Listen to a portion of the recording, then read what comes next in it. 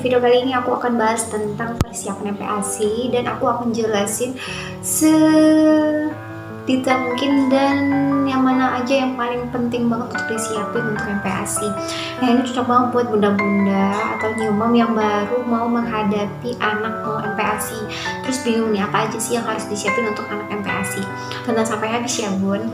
Persiapan pertama adalah yang penting peralatan makan, itu yang paling penting.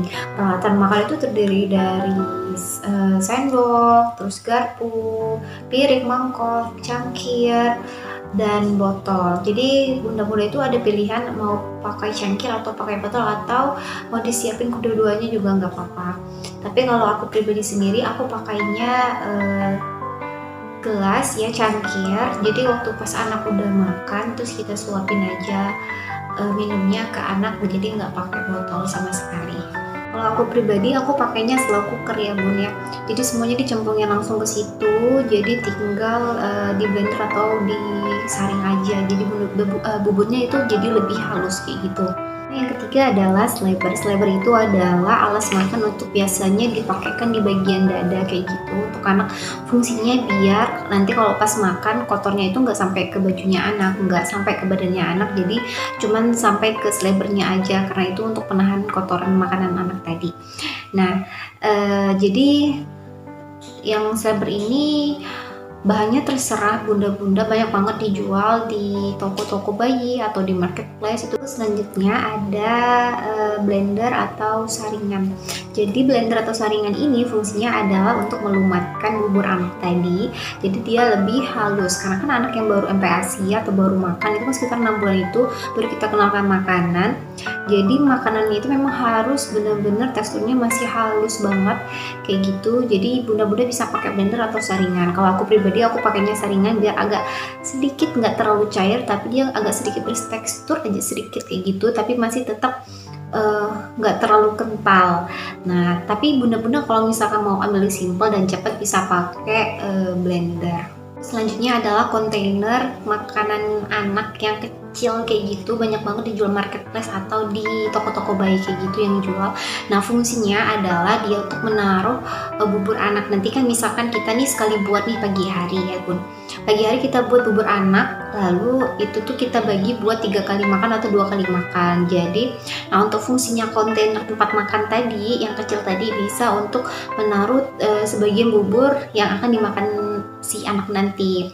Dan dia memang kontainernya itu memang harus beli yang BPA free kayak gitu.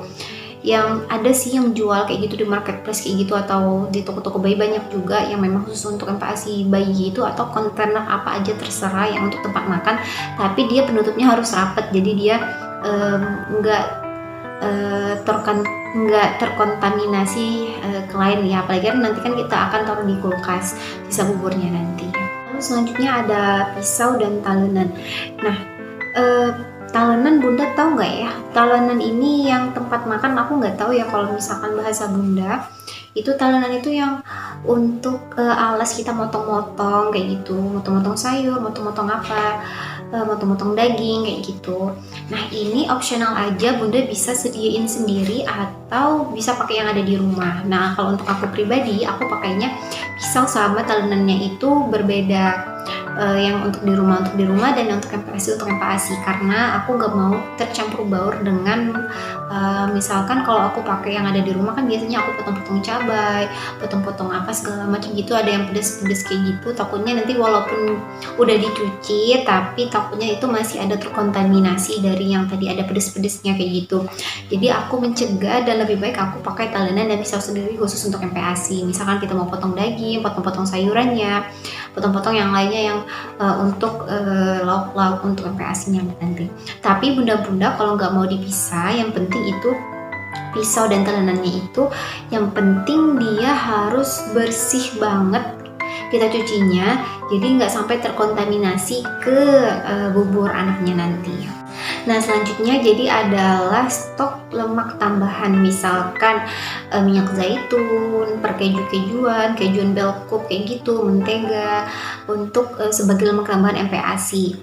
Nah, karena untuk aku pribadi sendiri, berhubung memang nggak ada di toko dekat yang jual khusus untuk MPASI lemak tambahannya, Jadi aku stok dulu sebelum aku MPASI. Jadi misalkan besoknya aku mau MPASI tuh, jadi sebelum MPASI itu udah aku beli tuh lemak-lemak tambahannya seperti minyak zaitun atau keju atau mentega kayak gitu.